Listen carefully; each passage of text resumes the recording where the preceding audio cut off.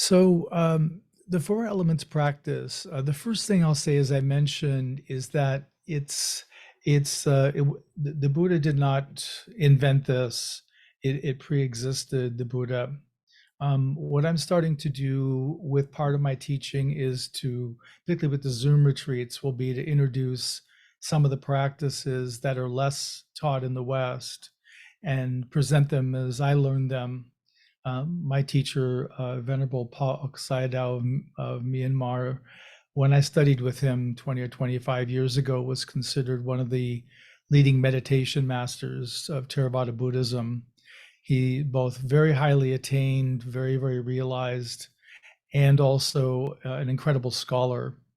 I've told this story being on retreat with him. If you go into interview and you raise a question, this is happening, or I don't understand that, he first answers from memory, quoting the Buddha's sermon or sutta.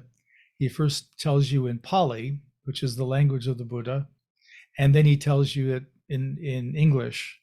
And he'll always start his answer in English with, Lord Buddha says, whatever.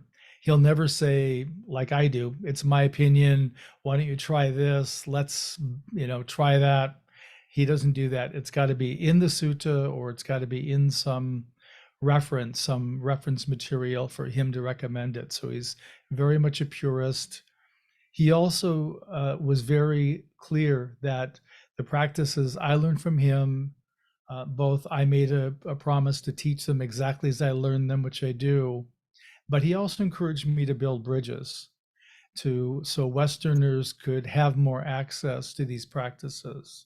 So that's where the application, some of the psychological impact I add in, seeing both in my own practice and others, so we can see the relevance and also language it in a way that has meaning for us within our cultures. So it's really important. But these practices, the four elements, really make up all composition of physical matter. So physical reality, what in Buddhism calls materiality. So everything that's not mentality is considered materiality in Theravada Buddhism. And that all makes up the four elements. And part of what we do with the four elements is, and the four elements, by the way, are earth, water, fire, and wind. The Tibetans practice 5 elements. They include space.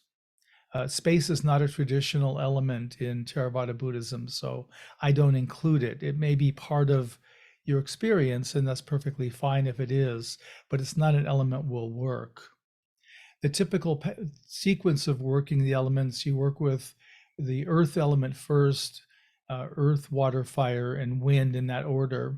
So today we're going to work on earth. The earth element has, if I'm remembering correctly, 12 characteristics. So it has 12 qualities, like hard and soft are 2 of the characteristics of earth element. And we practice, which I'll explain in a few minutes, by getting in contact with each characteristic in its felt sense in our own body. So we would start with the hard characteristic, and in meditation, try to contact every place in our body that we find hardness. And this is a practice where we want to ideally be with the characteristic beneath the conceptual level. By conceptual level, I mean the idea of it. So the idea of hardness, I can think of a street, I can think of cement, I can think of a variety of things, metal. And that's not what we're doing. We use our own body for all these practices to begin with. And we want to get to where we really move deeper than just the thought or the idea of it, to where it feels like we're actually making contact, for example, with our teeth, bones, and nails, which are the main hardness features in our body. And you can get to this point, we can get deep enough with this meditation where when I was doing it, I was able to see places of discoloration in my own bones. And there was one, I came upon a kind of a fracture or a break that I didn't know that was in my body. And I ended up checking with a family member later, and it turned out as a child I had fallen on something and had my arm in a sling. And so that probably was where that break or fracture was from. So it's interesting that you can actually see the physicality in that kind of level of degree or degree of clarity. I'm not saying we'll do it on this retreat. I did this practice on a 2-month retreat. So I was sitting, I was doing 5 3-hour meditations a day on these practices. So I was spending a lot of time steeping in it. This practice will lead or can lead to the second level of concentration. Concentration in the Buddhist perspective has 3 levels. All meditation has the first 2. The first being momentary concentration. That means, where's your awareness in this moment? In this instance, if hardness were our focus, we'd be intuitively feeling, doing a kind of body scan, wanting to maintain awareness of all hardness in our body. And so we would give that kind of commitment and be looking for that. And that would be our meditation in this moment.